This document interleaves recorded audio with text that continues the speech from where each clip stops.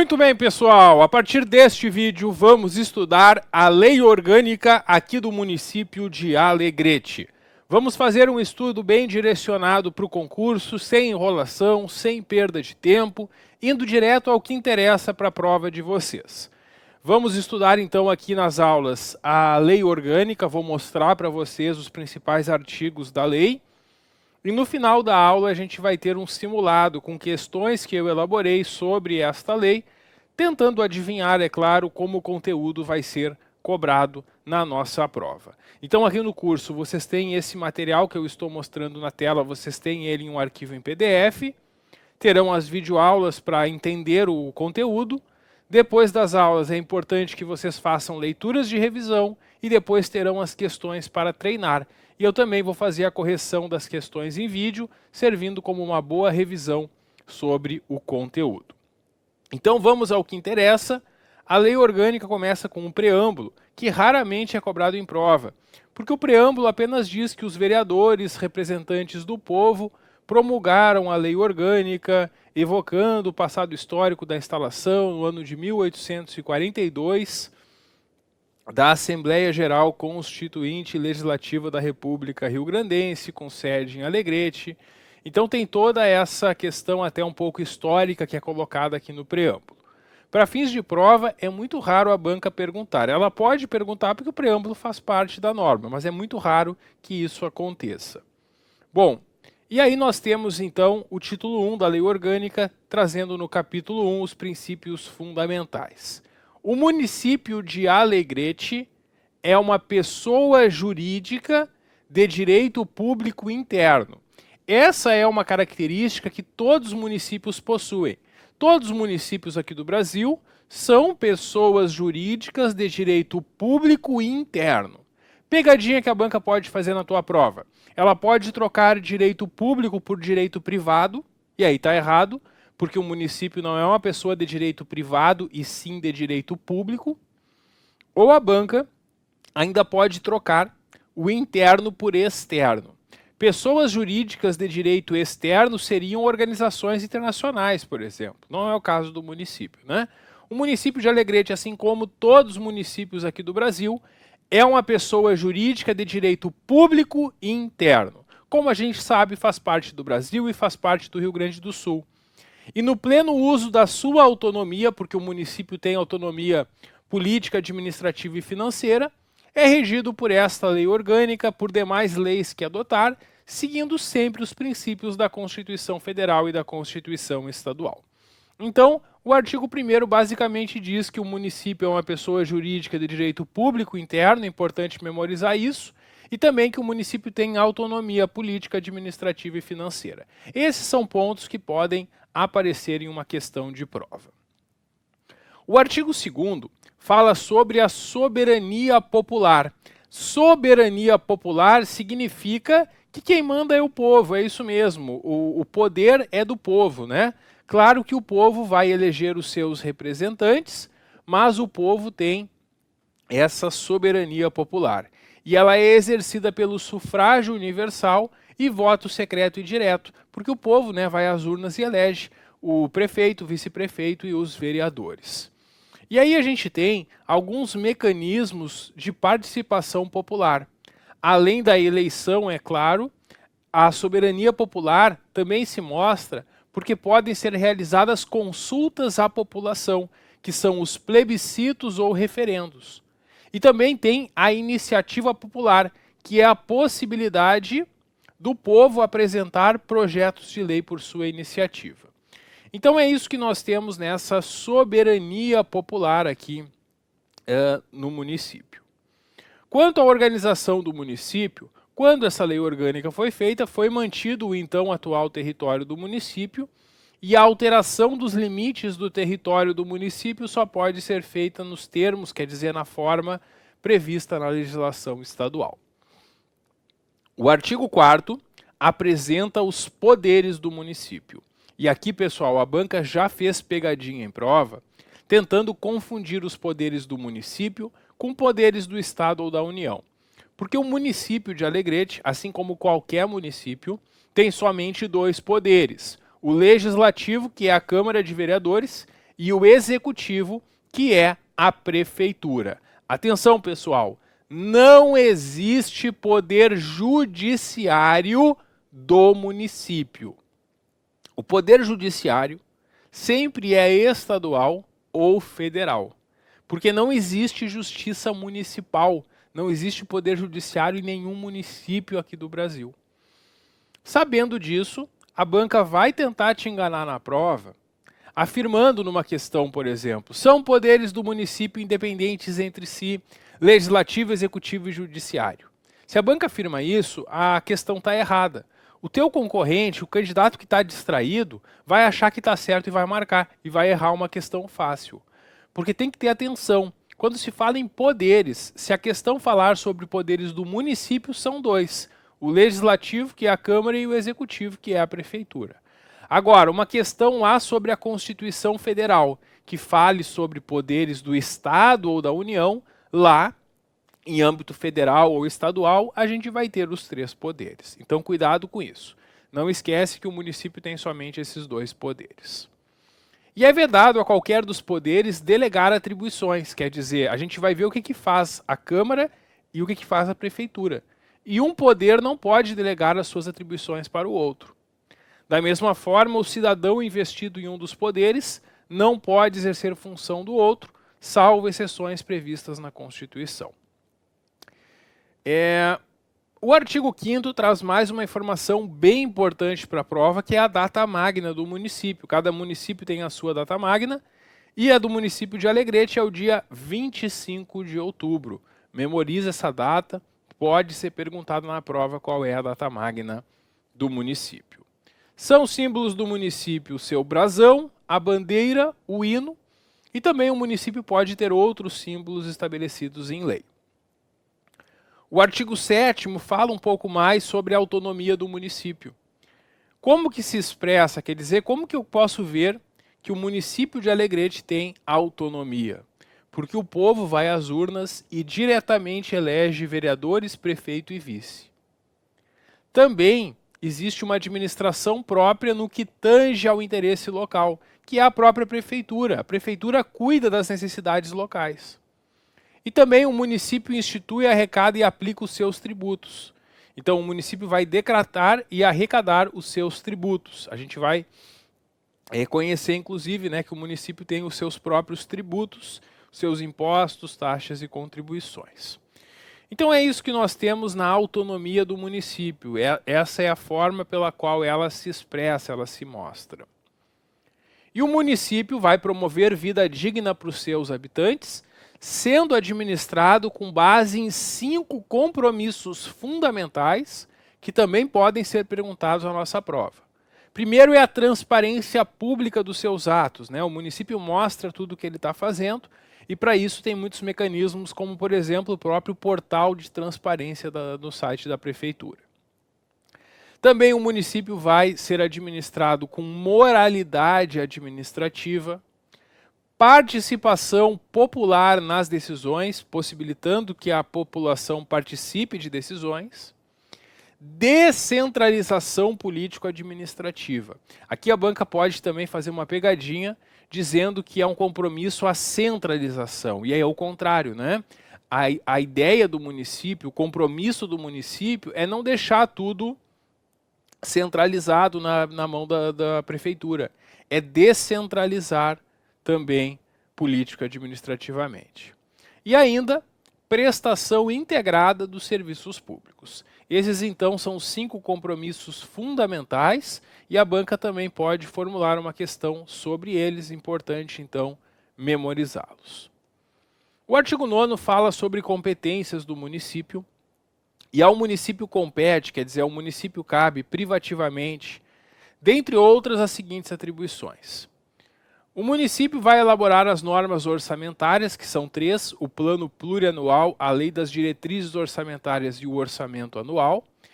E nessas normas orçamentárias o município faz o seu planejamento de gastos e arrecadação para o ano seguinte. O município vai instituir e arrecadar os tributos da sua competência, vai dispor sobre a administração, utilização e alienação dos seus bens, os bens que pertencem ao município. O município pode adquirir bens e serviços, inclusive mediante desapropriação. Vai organizar e prestar diretamente os serviços públicos ou concedê-los para a iniciativa privada. Organizar os quadros, estabelecer o regime jurídico dos seus servidores. O município estabelece por lei também o Estatuto dos Servidores, a norma com os direitos que vocês que vão passar no concurso terão como servidores. O município tem uma norma de planejamento e desenvolvimento urbano, que é o plano diretor do município. E o município, então, vai elaborar o seu plano diretor. Promover o adequado ordenamento territorial mediante planejamento e controle de uso, parcelamento e ocupação do solo urbano. Normas de edificação, loteamento, arruamento e zoneamento urbano. Normas também para prevenção e controle de ruídos, poluição ambiental. O município também vai regulamentar o uso dos espaços públicos, sinalizando as faixas de rolamento e zonas de silêncio.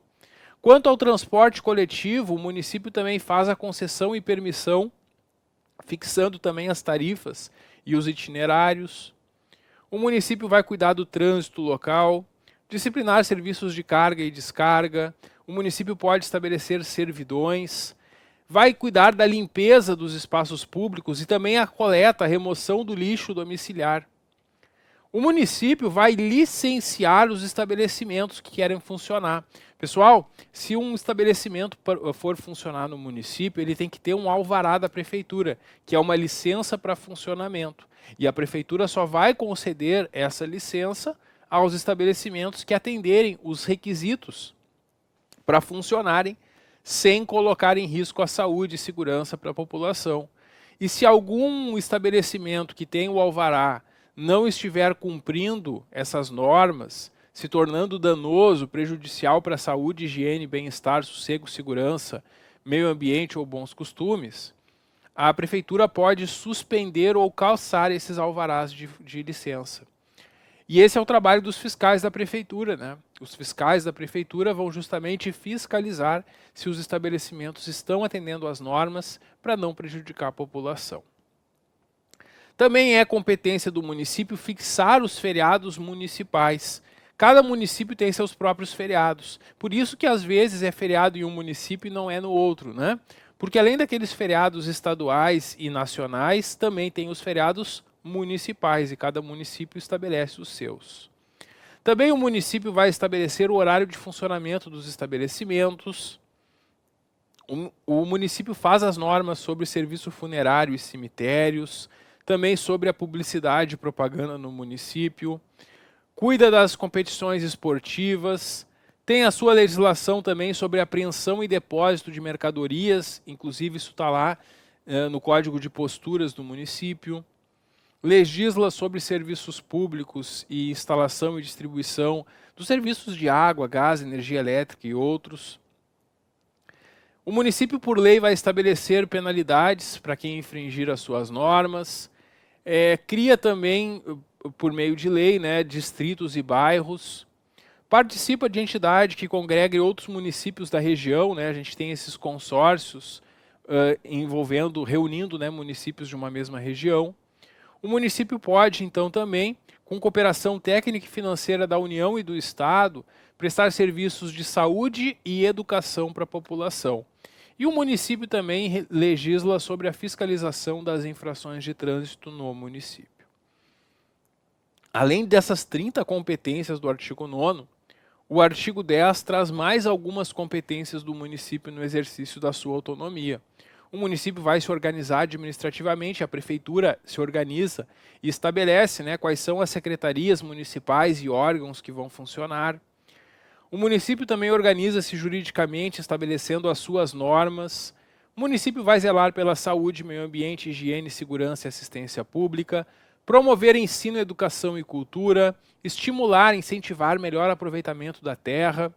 O município pode abrir e conservar estradas e caminhos, faz a defesa sanitária e conservação do solo, auxilia também outras autoridades sanitárias a fiscalizar os alimentos, ampara a maternidade, infância, juventude e velhice, aqui é um trabalho da assistência social do município, estimular a prática de esportes, Realiza incentivo à construção de casa própria de caráter popular. Incentivo também ao comércio, indústria, agricultura, turismo e outras atividades com objetivo social. O município também vai se preocupar com a proteção de documentos, obras e outros bens de valor histórico, artístico e cultural, e também vai registrar e acompanhar as concessões de direitos de pesquisa e exploração de recursos hídricos e minerais no seu território. Pessoal, essas competências do município, muitas vezes a banca formula questões, trazendo algumas delas e perguntando quais são competências do município. Às vezes, para tentar te confundir, a banca também pode trazer competências que são de outras esferas, né? Competências do governo federal ou do governo estadual e misturar aqui com as competências do município. Por isso aqui é importante vocês lerem esses dois artigos que a gente acompanhou agora. É importante que vocês leiam eles várias vezes, né, para memorizar bem esses pontos, porque na prova a banca vai copiar alguns deles e talvez mudar algum detalhe ou trazer algum outro. Por isso, a leitura repetida vai te ajudar a memorizar todos eles. Para atingir essas competências, né, o município pode fazer parcerias, unindo esforços com entes federais ou estaduais. E isso são os convênios que o município pode celebrar. Então, a gente tem no artigo 11 essa possibilidade do município celebrar convênios fazendo essas parcerias. Bom, é isso que nós temos então sobre este primeiro capítulo. O próximo capítulo trata da administração pública, e aqui ele vai trazer alguns princípios e algumas regras, além daquelas que também estão na Constituição Federal. A Constituição Federal tem nos artigos 37 a 41 as regras da administração pública. Esse capítulo é bem parecido com a Constituição, mas ele tem algumas diferenças. Por exemplo, lá na Constituição, no artigo 37, nós temos 5 princípios que também estão aqui, que são os princípios da legalidade, moralidade, impessoalidade, publicidade e eficiência. E quando a gente memoriza a palavra limpe, a gente memoriza esses 5 princípios do artigo 37 da Constituição Federal.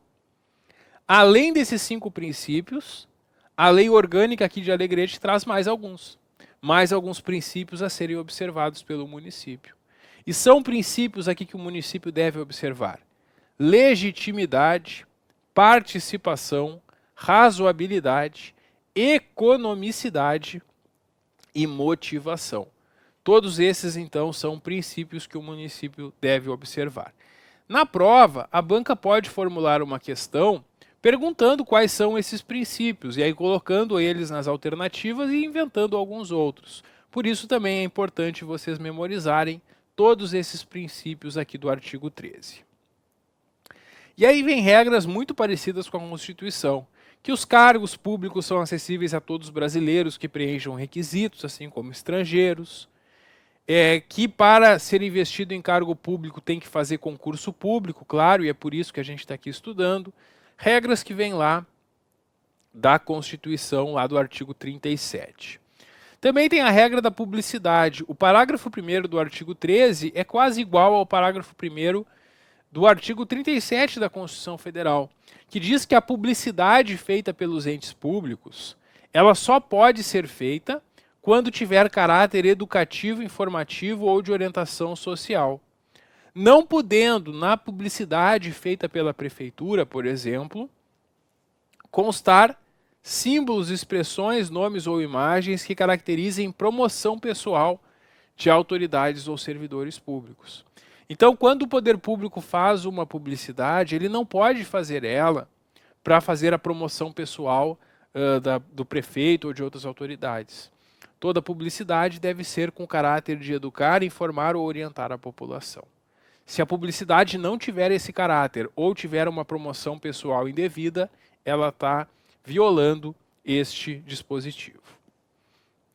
Bom, investidura em cargos públicos ou empregos públicos depende de concurso, claro, por isso que a gente está aqui estudando. Só não precisa de concurso os cargos de livre nomeação e exoneração, que são aqueles conhecidos como CC, né, que são os cargos em comissão. Para os cargos efetivos, como esse que tu vai conquistar no concurso, tem que fazer concurso público, é por isso que tu vai estudar e passar nesse concurso. Pessoal, o concurso público ele pode ser só uma prova objetiva, pode ser uma prova também de títulos, além da prova objetiva. Quando o concurso tem prova de títulos, os títulos não podem somar mais de 25% do total dos pontos do concurso.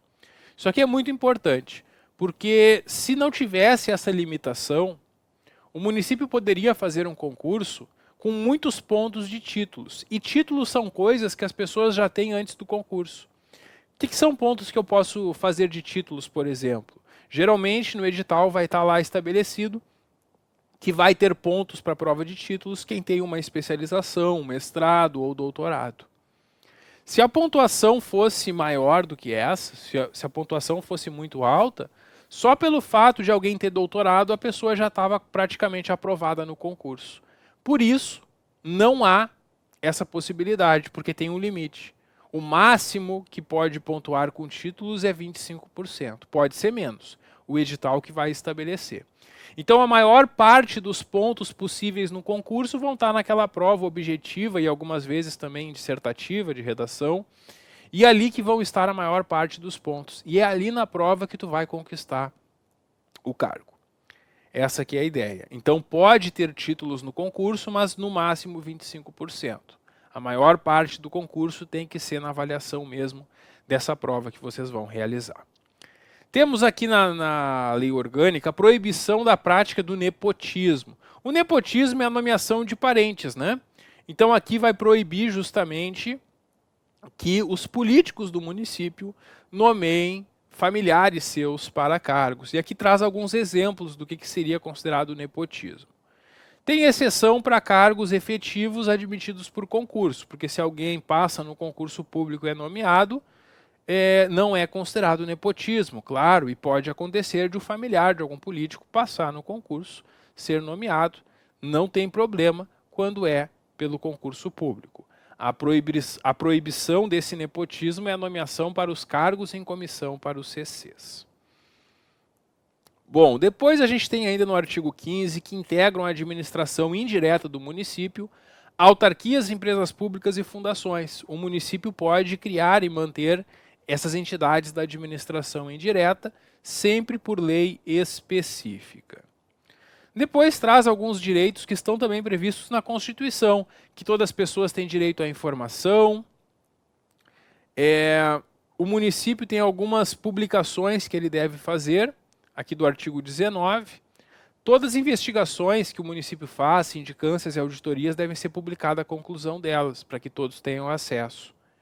Todos os meses, o município vai publicar um resumo da folha de pagamento dos servidores, e também o balancete econômico-financeiro do órgão de previdência dos servidores do município. Isso todo mês o município deve publicar. Anualmente, um relatório pormenorizado, né, um relatório mais detalhado das despesas mensais realizadas. E no primeiro dia útil dos meses de fevereiro e agosto, tem que publicar o quadro de pessoal dos órgãos, né, com a quantidade de servidores que tem em cada órgão. Também deve publicar resumo de contratos que venha a firmar, e os poderes executivo e legislativo, quer dizer, a Prefeitura e a Câmara, vão publicar todo ano os valores de subsídio da remuneração dos cargos e empregos. Publicação das leis e atos é feita no site oficial de cada poder, né? Tem o site da Prefeitura e o site da Câmara, cada um cuida das suas publicações. A administração pública é proibido, né, é vedada a contratação de empresas que adotem práticas discriminatórias. Então, se tiver alguma empresa que adota práticas discriminatórias na contratação dos seus empregados, ou que não atenda a normas de saúde, segurança do trabalho, proteção ambiental, ou que veiculem propaganda discriminatória, essas empresas não poderão ter contratos com a prefeitura. Para os servidores públicos e empregados que assumirem cargo eletivo público, eles têm uma estabilidade provisória. Eles não podem ser demitidos desde o registro da candidatura até um ano depois do término do mandato. Esse mesmo direito vai ser assegurado para os servidores também que sejam eleitos para mandato sindical. E a gente tem ainda que para o município é vedado, né, proibido qualquer ato de discriminação sindical em relação a seus servidores e empregados. O próximo assunto que nós temos aqui na lei orgânica são os bens patrimoniais, o patrimônio do município.